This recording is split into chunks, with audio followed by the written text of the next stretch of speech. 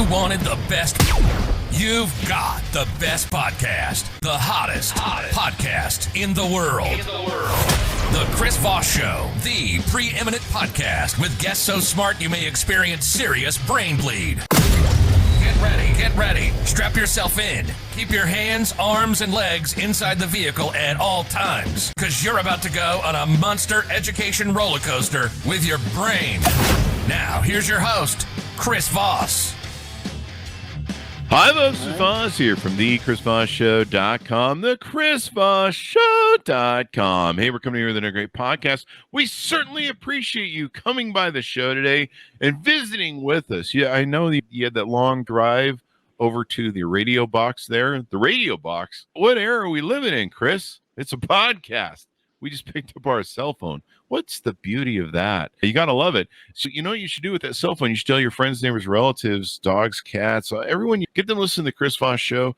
Tell them, have you found the light in your life, the Chris Voss Show? The people who don't judge you, but they're like your family. Anyway, guys, go to iTunes and all the different places. We're syndicated all over, like many different places. Pandora, Deezer, you name it, you can find us. We're even on Amazon and Audible. So if you like listening to Audible books, the Chris Voss Show is over there. It's like really official and stuff on the Amazon, their channel. Also go to all of our stuff on goodreads.com/Chris Voss. See all of our different groups on Facebook, LinkedIn, Twitter, Instagram, TikTok.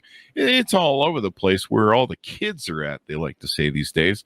Anyway, today we're going to be interviewing a most brilliant author and mind. He's going to be wonderful to talk to. He is the author of the book Crisis Averted, PR Strategies to Protect Your Reputation and the Bottom Line. This just barely came out July 27th, 2021. You can order it up wherever fine books are sold. His name is Evan Nierman, and he's going to be on the show to talk to us about his book, his experience, and his knowledge, and impart that to us. He is the founder and CEO of Banyan, which provides strategic communications counsel, crisis management, and media training to senior business leaders, government office officials, and private individuals. Evan and his team advise and represent corporations and nonprofit organizations across a wide range of industries, guiding them through high-stakes, complex situations and conceptualizing and executing executive communications campaigns. He is a regular contributor to various top publications, including Entrepreneur, Fast Company, and Forbes, and the author of the new book, as we mentioned, Crisis Averted. Welcome to the show. How are you, Evan? Chris, I am fantastic. I'm super excited to be with you today. Thanks for having me on. And we're super excited to have you. I'm jealous of your background, man. Look at that background. It's really cool. Those of you who are listening on the podcast, go watch the YouTube video. He looks like he's in on an anchor desk almost. He's got the whole world, CNN, NPR thing going on in the background. That's awesome. It says, in fact, Banyan's global impact. And so it has this montage, a map of the world, and then it has the outlets from all across the world, a bunch of the outlets that we're in touch with. So that was the idea behind it. That is awesome, man. That is awesome. It really looks official. I feel jealous. Maybe we should get something like that in the background. Note to self, engineers. Anyway, hey, welcome. You can hire our graphic designer. She can come to your studio and do it for you. I don't know how she did it, but it looks amazing. So I'm glad we have it. But maybe we'll do one for you as well. There you go. We'll see how the interview goes first. And then we have his book in the background. So give us your plugs, Evan, where people can find you on the interwebs and get to know you better. Yeah, you can find me at evannierman.com. I before E except after C on Nierman. You can check us out at redbanyan.com. And we're on a variety of social media. We're on Twitter, Facebook, LinkedIn, YouTube, TikTok even. Cross generations. What can I say? You got to go where the kids are. That's what we always say around here. Yeah. Give us some of your background, your history, what got you into this field. Tell us a little bit about yourself, if you would. Sure. So I'm one of those weird creatures who actually studied the thing that they're now working in. So unlike most of my team members who came to PR later in their careers, they were either journalists who decided to cross over to the proverbial dark side, or they were business people who had nothing to do with communications, but now they're doing it. I studied communications. I was interested in communications. That was all I really ever saw myself doing. I went to school at George Washington University in Washington, D.C. So being in D.C. was a great place to kick off both my education and then my career, because it put me at the crossroads of politics and policy and communications. And that's what my business does. So it makes sense. Washington, it's all about that PR. But that's really good, though. I studied ballet, and now I'm a podcaster, so I don't know how that worked out. But how long ago did you guys start Red Banyan, and what made you want to do it? Yeah, so the business was started about 10 and a half years ago. I've been doing this kind of work for the past, dare I say, nearly quarter century. Don't let the youthful looks fool you. I'm much older than I appear. 25 years doing communications, but 10 and a half, 11 years doing it in the context of Red Banyan. And the reason I started the firm was, one, I had seen the power of communications done. I'd seen good organizations that found themselves in bad situations, and worked with crisis communications consultants who really came in and helped them protect themselves and ensure that they were able to quickly deal with the situation and then move past it. So I was very interested in getting into crisis PR as a subset of communications. And I wanted to have a business where I got to decide who are the clients we work with, who are the ones we choose not to work with. I was looking also for a certain culture and a mindset, which I couldn't find in any of the other agencies that I was looking at. And I thought, if it doesn't exist, then I need to create it. And so if I start my own business, I start my own firm specializing in high stakes and crisis PR, I get to pick and choose the clients. We get to focus where we want to focus. And I get to surround myself with men and women who reflect my values and the ethos of the company. And so I'm very grateful and appreciative. It's been 11 years. We're well out of that startup phase. We're an established business. We're starting to really come into our own in terms of being recognized on a national and a global scale for the quality of our work and just the talent of my colleagues. And it's been really the most rewarding experience, more rewarding than pretty much everything, with the exception of getting married and having kids. And I got to put that in there just in case my wife happens to come across this. And I want to make sure I'm covered. You should always strive to create peace and understanding and excellent communication in your home, not just in your business. So, and family's everything. For those who are the laymen in the industry, what is crisis PR? It's a great question. So crisis PR is a subset of communications or PR. Let me put it to you this way. This will maybe help you understand the difference between general PR and crisis PR. Most of the time, if you're talking about general PR, the goal is get me in the media. And if you're engaging the services of a crisis PR firm, it's get me the hell out of the media and do it now. So that's a broad strokes way of looking at it. Does that illustrate it, perhaps? Yeah, that's a perfect analogy. That just makes me laugh. Get me the hell out of the media. You see it all the time in the press. It's individuals, it's corporations, nonprofits. It doesn't matter what industry we're talking about. You have good companies that find themselves in challenging or complex situations, and they're either getting bad press or there's a narrative out there that describes them in a certain way, and it's not the way that is factual, and it's not the narrative or the storyline that they want. So they'll engage the services of a firm like Red Banyan or another crisis PR firm for us to come in and really help them deal with a high stakes situation where there's really no room for mistakes, and to step in and guide them through the tumult that comes with being in a crisis situation. I've seen a few friends and companies that have had to hire firms like yours, and sometimes they decided to not listen to the PR advice that they were given from their crisis agent, and they're like, I'm just gonna wing it and do my own, and that just makes it worse. It's like throwing water on a grease fire. It goes next level. And I've seen that where you're just like, yeah, I don't think you should not be listening to the crisis PR guy, because I'll see, hey, we're going to put this out. And I'm like, I don't know that's a good idea. And I'm not a crisis PR agent. I think you're going to turn that next level. And it goes next level. And they're like, and what's funny is it lives in infamy. I've had a few friends that when they did I'm not going to listen to them and I'm just going to do my own thing and try and fix it. People will remember that they went next level. And instead of like just shutting up and shutting down or listening to their PR agent, they just went full grease fire.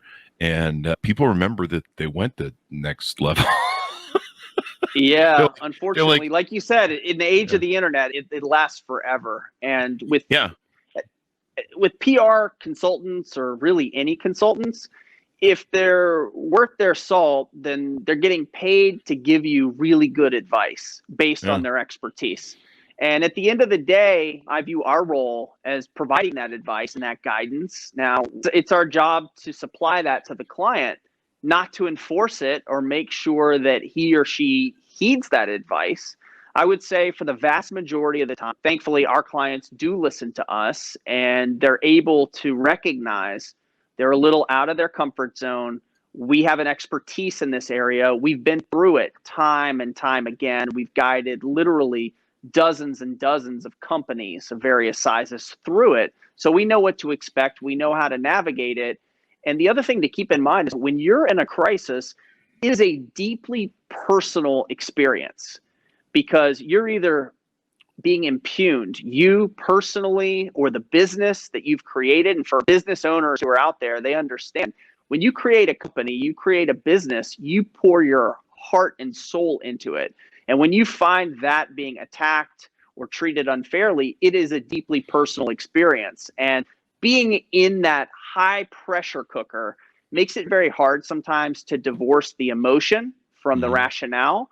And having a dispassionate third party, someone who at the same time they can understand what you're going through, can say, listen, from an outsider's perspective, from someone who deals with crises on a day-to-day basis, here's some best practices. Here's what I recommend. Here's how I'm going to help you.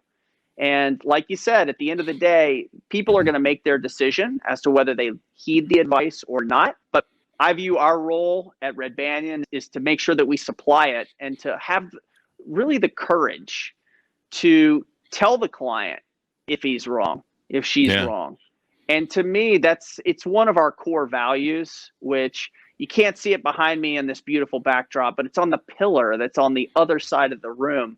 But one of our core values as a company is integrity. And what I explain to people, our definition of integrity is not necessarily doing things the right way. Don't be a cheater, a liar, and a thief. That to me is table stakes. You should expect that from anyone. Yeah. But integrity as in you're asking us what we think. We're going to give you our best advice, our best counsel, and we have to be willing to tell you if we think you're going down a dangerous road, not to be a yes man for you and to embolden or empower you if we think that what you're about to do is going to make things worse. Because as you wisely pointed out, Chris, a time when you're in crisis, that's the worst time to be doing things on the fly, because all it takes is a misstep. And then you're in deeper crisis, and it happens very quickly. Yeah, in fact, my friends that didn't listen and set themselves on fire to the next level, that's what people actually remember. Like I met people 5 years later that are like, yeah, your friend set himself on fire the second round and went next level with it. And that's what they actually remember. They don't even remember they remember the first thing. But yeah, and then you're not thinking clearly through these things because you can't. When the internet turns against you and you wake up, and I never had the internet turn against me, but there's sometimes where I posted something and I'll have 5 or 10 people angry with me.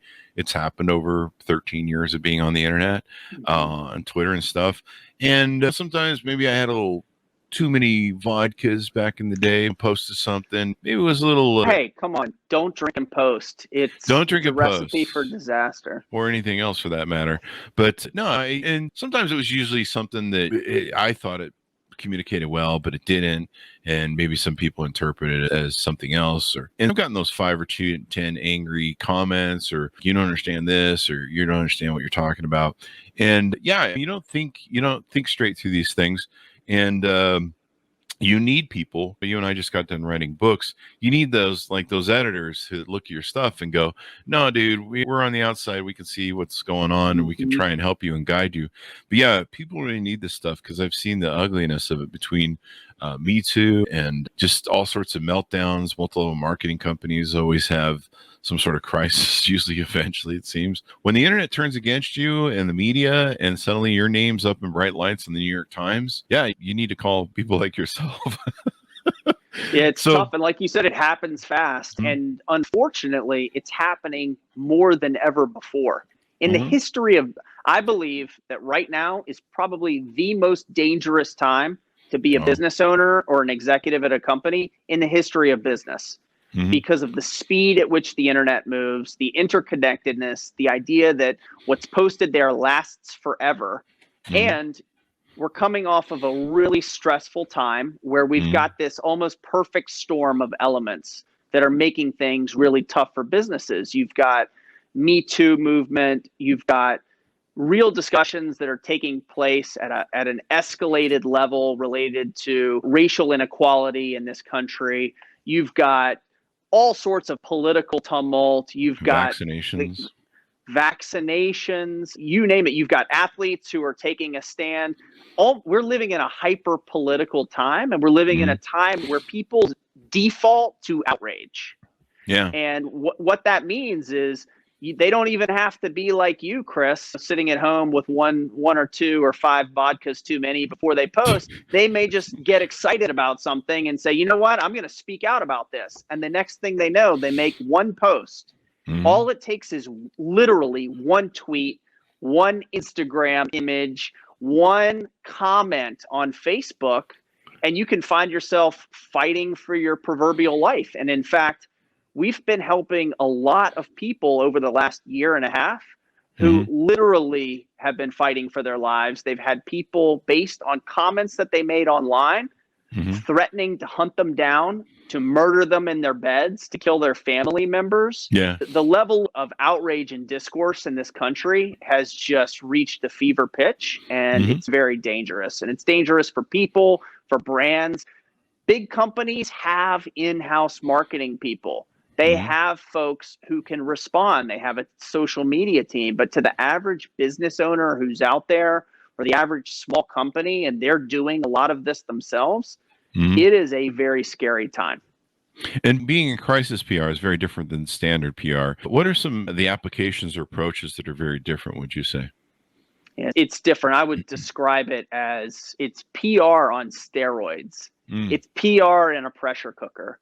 Yeah. So in the course of normal business, if you're plodding along as a communications person or you're working in-house at a place, the pace tends to be more relaxed. You're thinking long-term about your strategy. You're executing against that strategy. You have time to try different things, to get adventuresome from time, to run things up the flagpole in terms of review and approvals and get people's input. In a time of crisis, you don't have those luxuries. You have to be willing to act with speed, but also skill. And the margin for error can be slim to none. And everything that you do during a crisis, you're under a microscope. So in normal day-to-day business, the biggest challenge that companies have is that no one's listening. No one cares what they're selling. No one cares about your stupid story. No one cares about your industry. You're trying to break through a cluttered universe of everyone who's saying, I've got something to say. I've got something to say. The inverse happens with a crisis. Everyone's paying attention. They're hanging on every word, and they're ready to hang you if you utter the wrong word. So it is a completely different animal. And that's why a lot of times companies don't know to whom they should turn in a time of crisis. And one of the things that's most important is actually identifying ahead of time who is the crisis firm that we might want to work with if and when we need them. You want to be vetting these people, and you want to be checking them out. You need to have your lawyer on speed dial in case you need him or you need her. The time to be interviewing lawyers is not when you've already been arrested and you got your one phone call from jail and you're trying to figure out who's going to help you. You need to have a plan in advance, and crisis PR is very similar. So the time to actually create a crisis plan and to engage a crisis firm is before you even have a crisis. That's part of how you ensure that you're not going to end up canceled. Yeah, put Evan's business card on your fridge, like you have the clinic emergency number. Put that one up there too. One of the famous stories I remember, and the problem with this is usually by the time you realize that you're in deep doo-doo, it's been 8-10 hours, it's run deep, and then your friends start calling you and going, hey, did you know that you're really popular right now? You're trending. And you're like, I'm trending? Is it that really cool post of my puppy that I posted? No, like it's not. It's the opposite of that.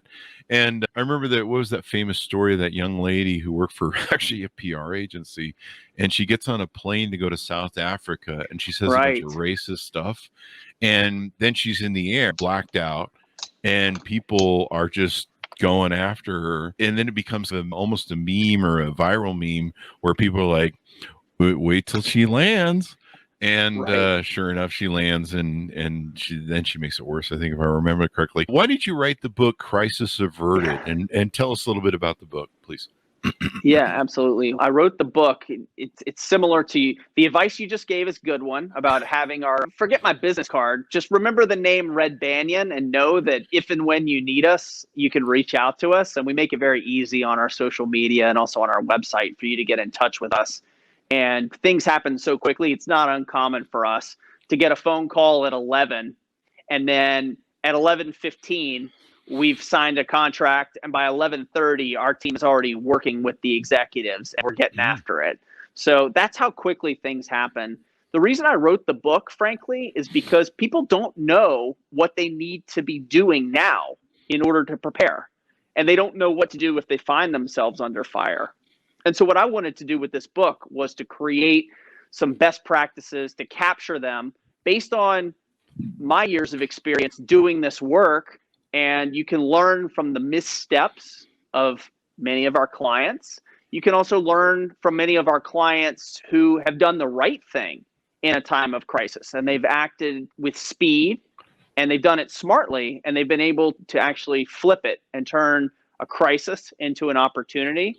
And so the book contains, I'm not a big fan of an academic approach to crisis PR. I've been at a number of conferences where people are getting up and they're talking through, looking historically at different crisis scenarios and assessing them from a clinical perspective and based on this communications accommodation theory. This is not that kind of book. So if you want that, not to disparage or speak ill of the academics out there, because there is certainly a lot to be learned from them, this is a real world guide. This is based on actual events. Every single scenario that's explored in the book is the truth.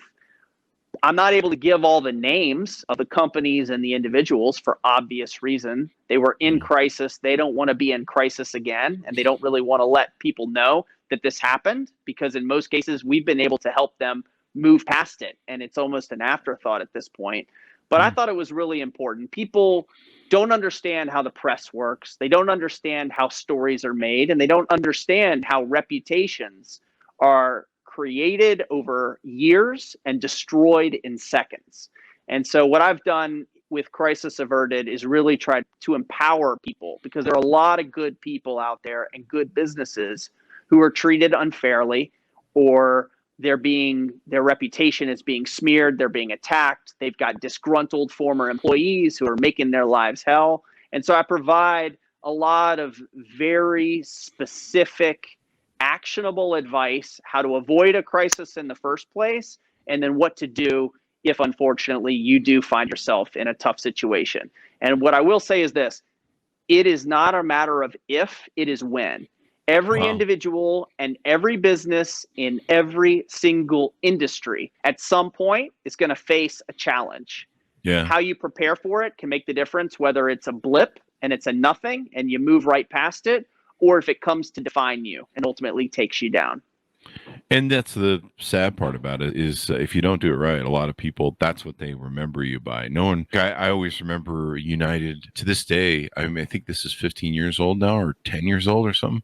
To this day, I still remember the guitar in United of United Airlines crushing the dude's guitar, and he made a song about it, about how they didn't care. Like to this day, if you say United Airlines, I remember that story. I equate that story with that thing. So it's really important. What impact has cancel culture had on the business, and how has media really changed in recent years to amplify that? Yeah, cancel culture is part of what I was describing in this perfect storm that makes business in America right now so dangerous. Cancel culture, I know that there have been folks on the right who have tried to blame the left for creating cancel culture or promoting cancel culture. But what I can tell you as the leader of a bipartisan firm, a nonpartisan firm that works both with Democrats and Republicans, works with organizations right of center, left of center, is cancel culture is universal. And folks are doing it on the right and they're doing it on the left. Neither party and neither political philosophy has the right to say that the other is doing cancel culture, because cancel culture is something that it's happening on both sides of the aisle. And the impact of cancel culture is it's 9 times out of 10, it's wrong. There are instances, again, I think this is one of those cases where sometimes the cure is worse than what ailed you in the first place. And so I do believe that there are people out there who, for legitimate reasons, went after organizations that had done really bad things or people and outed them for bad behavior. And that does happen sometimes. So what we would call cancel culture now has actually been going on a very long time, I would argue. There have been people who've been leaking stories in the press about their competitors. There have been people who are calling for boycotts. People who are holding demonstrations. It isn't a rally against a company cancel culture? Isn't a press conference to expose bad behavior and to target another company? Isn't that cancel culture? I would say yes. The difference today is cancel culture is on rocket fuel thanks to the power and pervasiveness of the internet. So the stories move faster and you got a bigger audience than you could ever have before. And things are just accelerated by this interconnected nature of the world in which we live. But cancel culture, unfortunately, we've seen the number of cases coming into us just really skyrocketing over the last 18 months. It really has transformed our business, because we now have members of our team who specialize in cancel culture. Wow. And guide public people and influencers and brands in what to do when they're targeted. And unfortunately, like I said, there are instances where bad folks are exposed, and people who were powerless in the past, maybe had no good avenue in which to tell their story, can use the power of the press and the internet to get that out. But unfortunately, what's happening so much of the time is you have someone who has an axe to grind, and they're upset because they got let go by the company, or they were a contractor and their contract was terminated, or it ran its course and the company decided not to renew. So what do? They go online and they accuse the business of all these dastardly deeds, and they say that they've done X or they've done Y and they're a bad company. They've got a toxic workplace. They are racists, you name it, that they're intolerant towards LGBTQ community. There's any number of ways that they can go with it, but it becomes very dangerous. So this is what we're talking about. You can have one employee who's disgruntled. He writes a blog post on a slow news day, and suddenly your corporation's on fire. I've got a couple questions are coming in if you want to take a couple of them. Is this a service that small business owners use and can afford, or are you targeted towards larger companies? Yeah, it's a great question. So most of our clients are what I would describe as small or medium businesses. While we have worked with a number of larger companies, really our sweet spot is not representing Fortune 500 companies. It's more small and medium-sized businesses. And unlike a lot of other firms, We actually work with private individuals. So there are opportunities to work with our firm for smaller businesses. One of the things that we've created in recent months in order to make some of our services accessible, because let's face it, not everybody can pay for ongoing counsel at a high hourly rate if they're a smaller business. But what we've done is we've created actually a series of ways that people can retain us to create crisis plans for them. So rather than keeping us on standby or utilizing us day to day, they can actually, I'm just making these numbers up here, but rather than paying $10,000 over the course, $10,000 a month, $20,000 a month for 3 months, they can pay $10,000 once and get a crisis communications plan that they can use to prevent crises, and that will get them 80 or 90% of the way there should they have an issue. And then they can utilize that for the whole year. And then periodically, you need to update your crisis plan the same way that you need to update the batteries in your smoke detector, et cetera. But creating these plans is something that we were reacting to the marketplace. We had a number of private individuals or small companies that said, listen, I can't afford your services, but we know we need what you offer. Is there a way that you can work with us or maybe build a plan for us? And so we've seen the need growing in that arena. And so it's something new that we're offering. So that is an opportunity for smaller businesses or private individuals to work with Red Banyan. That's awesome. Thanks, Matthew, for that question. And that kind of leads us into my next question. You were talking about having people have a crisis plan, something set up so they're just not scrambling. What can people do to protect their businesses? Yeah, so there's a lot of steps that you can take ahead of time so that you're prepared if and when the levee breaks and the floodwaters are coming. You can decide in advance who comprises your crisis PR team. Who are the individuals? Do you need someone from marketing? Do you need the CEO sitting on that? Do you need in-house legal counsel? Or do you need external counsel? You can also prepare a process by which you funnel media requests quickly to the right people. You can determine who is the right person. Do we have anyone who should really be talking to a reporter in the case of a crisis? Or should we be utilizing our crisis PR firm or our crisis PR consultant as our spokesperson? And we can help you determine what are the pluses and the minuses of going that route. Here's a misconception that people have about crisis, which is really interesting. Most people think a crisis comes out of nowhere. It's like a bolt of lightning. You're just sailing along, everything's fine, and then boom, something happens and all of a sudden you're in serious trouble. That's usually not the case. There's either practices that are going on at a business that you can predict eventually this is going to catch up to you, or you've got cultural problems at an institution, or based on the industry, what kind of crisis they are likely to face.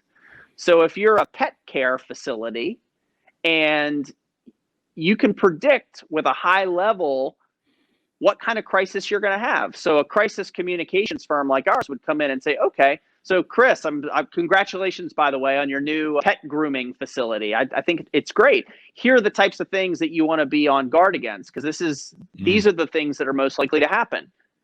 You're going to hurt a dog, or God forbid, you're going to kill somebody's dog. What then? What if the chemicals are used in your shampoo, blind, the dog suffers an injury? Is there a possibility that you're going to face a negative review from some dog owner who believes or ascribes something with their pet to you?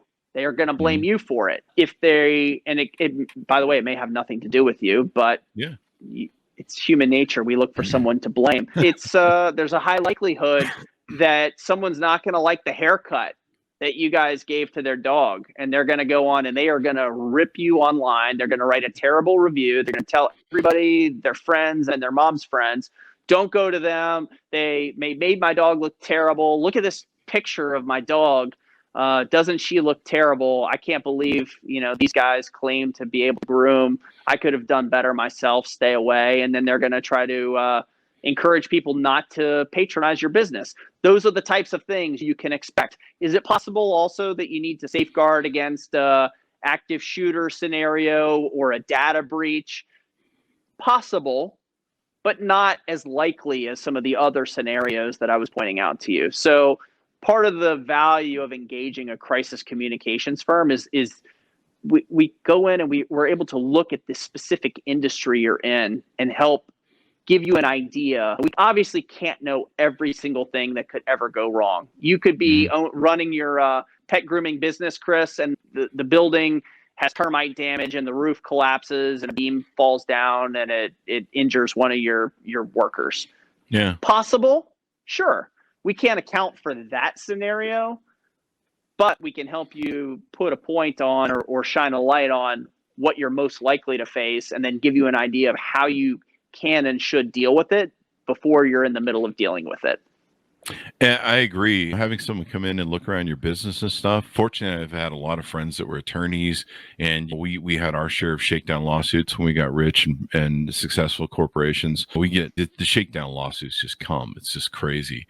And employees sue you over every disgruntled thing. Sometimes you're suing them over stuff they stole or did at your corporation, embezzled funds, et cetera, et cetera. And then it's just crazy, the stuff that can happen to you. And I've learned to look at businesses like an attorney. Yeah. So anytime with my corporation or I walk into somebody else's company, I'm just like looking at everything that you can get sued by. I'm like, yeah, that's going to fall on someone's head. I'm always it's unfortunate. Like you said, the lawsuits are inevitable. And unfortunately, legal and incurring legal expenses has just become a cost of doing business in America right now. And it stinks, but it's inevitable. And every business is going to have to deal with a legal issue at some point. Yeah. Like I'm always looking at something like someone's going to trip over that cable. That should be fixed. The same with your business where you need to look around and go, what are the things? Like and I'm not political because I actually like the way Governor Cuomo of New York handled the coronavirus. I'm not on either side with him, but I've been watching that whole PR thing play out with him. And I'm like, wait, after Me Too, you're still kissing and hugging people? Like, I would have stopped that. I'm just really surprised. He seems like a really smart guy, especially the way he handled the coronavirus and the PR for it. People were like, hey, he's going all the way to the White House. But and here's a guy who I understand what he's going through, because here's a guy who's old world. He's coming out of a marriage. He's becoming single again. I know what that's like for guys, especially from an old world aspect. He should have been put someone on staff has been like, we need to put you in some extra, what do they call those things? The inclusivity trainings or the sexual harassment trainings. Mm-hmm. Like, you just came out of a marriage and you're a little raw, because most people are when they come out of divorce. And there's some new rules about, and no touching, stay away, far away. And I'm just really surprised. Dude, you should know. He's even kissing guys on the cheek. And I get the whole Italian thing, and I love Italians. And he's the mayor of New York, and New York's kind of a little different. But I'm like, dude, after Me Too, you cannot get near me to kiss me. I won't even let dates kiss me without signing some sort of disclosure. Just kidding. But it's really surprising to me. It's like someone should have sat down and just so you know, I you're right. And there's actually a lot to unpack as relates to Cuomo and his damage control. In fact, over the last few days, I've had a lot of discussions with both friends and colleagues and also members of the media who have been taking a hard look at what his reaction was and looking at, did Cuomo do his own crisis PR? Did someone actually advise him to do those things? I actually had a reporter say, do you think someone got paid to tell him he should put up a bunch of pictures of him kissing all these people? And I honestly don't know the answer as to whether or not he paid for that advice or if he just decided he thought it was a good idea. And hey, if I kiss they're everybody saying that I'm a sexual harasser, if I show that I'm a serial kisser, a serial hugger, thereby they're going to conclude, he probably hugged and kissed people, but he does that to everyone. Therefore, it's not a big deal. I don't think it was an advisable tactic. Personally, it's not what I would have recommended. I think, look, let me start with the good. He did some good things. And this is not, I'm not getting into the whole discussion of, is Cuomo a good governor? Is he a bad governor? is he on the good side of the ledger that he handled coronavirus very well and he became this sex symbol in America because the women were swooning over him, and men too, I should point out, over his handling of the briefings during coronavirus, versus the other side saying there's a whole scandal related to the nursing homes. So I'm not wading into that one at all. I'm only going to look at what he did once he found himself under fire from a PR perspective. And he released a long video that he shared over Twitter. I watched it. Yeah. Which was basically him hours after the Attorney General in New York had said, we've found there was a toxic workplace, that it was systematic, that it was a pattern of behavior. It wasn't a one-off, that he was a sexual harasser. And what did he do? He released this video. And I'll start with the positive. The good things, he did have a line in there where he was very definitive. I never inappropriately touched or kissed anyone. I never sexually harassed anybody inappropriately. So it was an ironclad denial, which was very clear. Now, whether or not that's true, you can ask some questions. I think his overall demeanor in the video was what I would have advised from a PR perspective. He was measured. He was professional. He seemed very calm. He was collected. He did not come unglued. He wasn't unhinged. He wasn't lashing out at the press. Those were all the positive things. The other thing that was positive, and I think this was actually quite clever, was he pre-recorded his own statement. So in years past, in a different era where it wasn't so easy to turn a camera on, record it, and then upload it minutes later, he would have had to call a press conference. And then that would have been a whole different ball of wax, because he would have gone to a press conference. He would have walked out to the podium. He would have given his statement, and then the reporters would have jumped all over him and asked him tough questions. And then he would have either had to field the questions, where he's going to look bad, or he's going to have to walk off the stage, which also looks bad because he's thereby avoiding the questions and the tough questions. Looks like you're running away. So on the good side of the ledger, his overall presentation was quite good, but honestly, you'd expect that from a politician and someone who's very high profile, has spent their life professionally in the public eye as the governor of New York. You expect him to present okay. On the negative side, I think he did and said a few things that were not advisable. How's that for a gentle, very diplomatic way of framing it?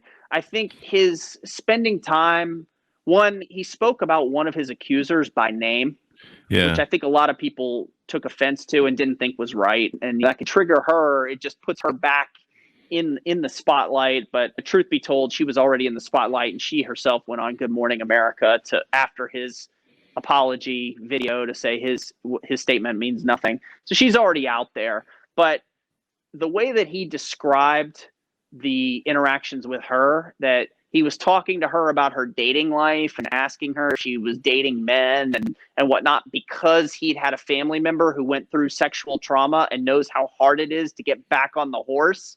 And therefore, he was trying to help this young lady. That doesn't really pass the smell test. Yeah, I agree. And I think it really offended a lot of people.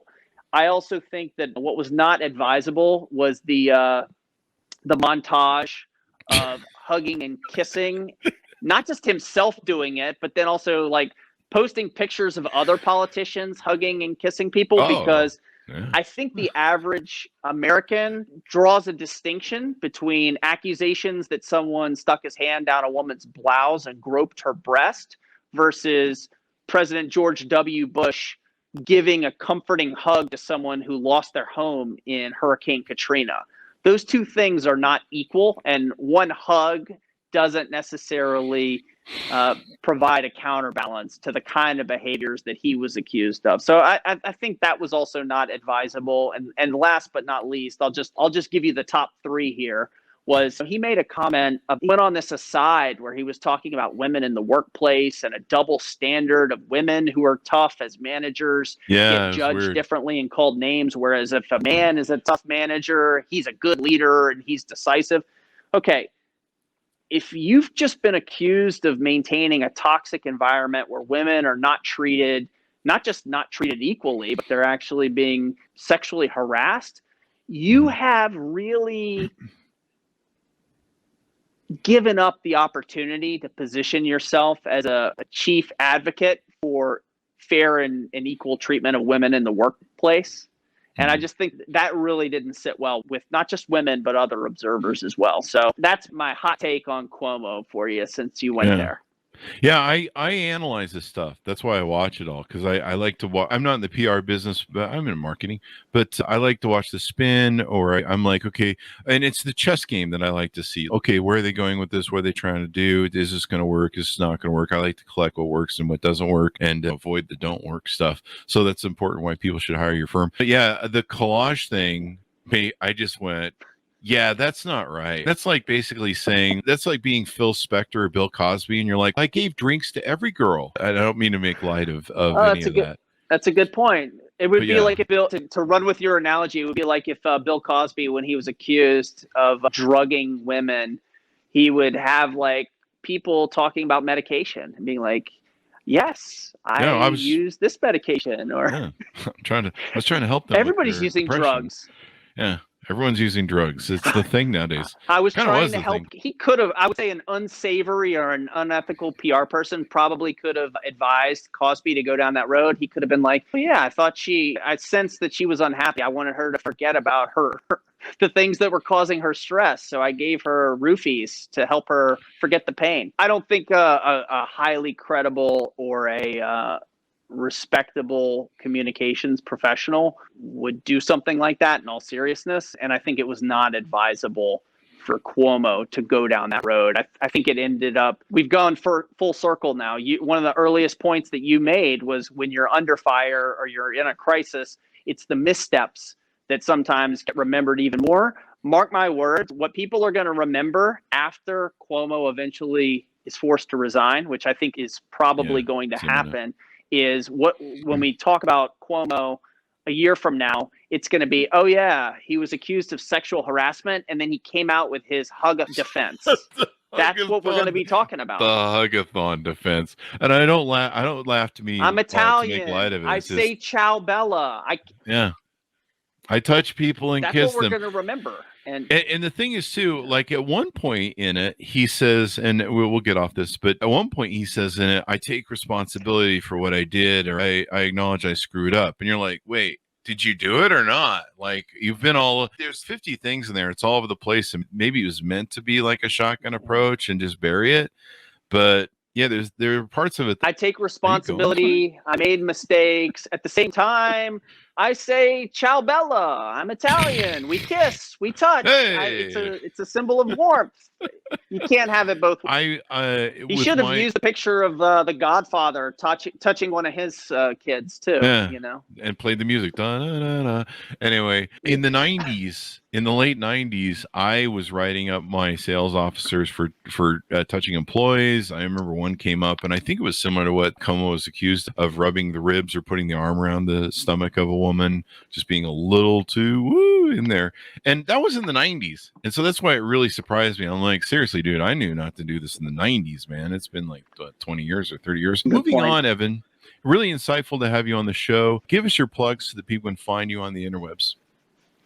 Yeah, look, I wrote the book to help people.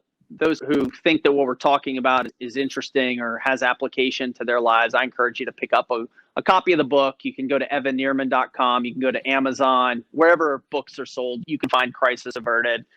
And the other thing I would say is we give away a lot of free advice on our website, because not everybody is going to be, while everybody in the world can benefit from some of the messages that we're putting out there and the tips and tricks that we're putting out into the world, we're giving away a lot of it for free. So check out our website, Banyan.com. Check out our social media, follow us.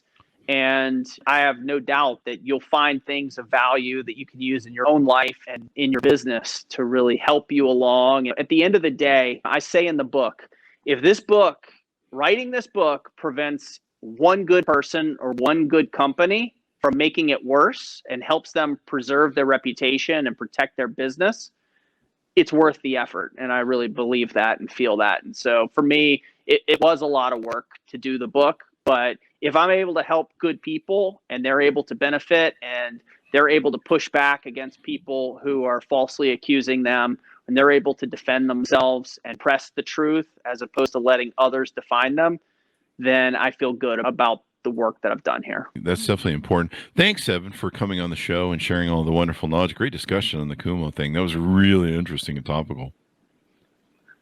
Yeah, for sure. Thanks so much for having me. And in case you haven't noticed, I'm passionate about this topic and communication. So I feel really fortunate because what I'm most interested in is also my livelihood. And so for me, I learned from my grandfather, who was a stockbroker and was in the market for 60 plus years and was basically working up until a few months before he got really sick and passed away. And the lesson I learned from my grandfather was, he always encouraged my brothers and my cousins and me, find your passion.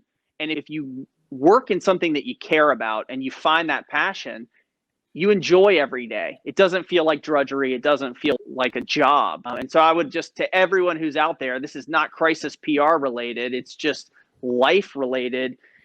If there's something that inspires you and gets you excited, and it's really where you love spending your time and it elevates you as a person, take the time to find out what that is and explore it and give it a shot, because life is way too short to have a job or a lifestyle that sucks. That's very true. That's very true. Those are wise words, my friend. So thank you for being on the show, Evan. Thanks to my audience for tuning in. Be sure to pick up the book, Crisis Averted, PR Strategies to Protect Your Reputation and the Bottom Line. This is really important. In fact, I just noticed on the Amazon page, it says, spot the inevitable threats that could bankrupt your business. So think about that. You don't want to end up in bankruptcy. Go to goodreads.com/Chris Voss. See, we're reading and reviewing over there. Go to all of our groups on Facebook, LinkedIn, Twitter, Instagram, TikTok, all of those places those kids are at, those crazy kids. Go to youtube.com/Chris Voss. Hit the bell notification. We love you. Be good to each other, and we'll see you guys next time.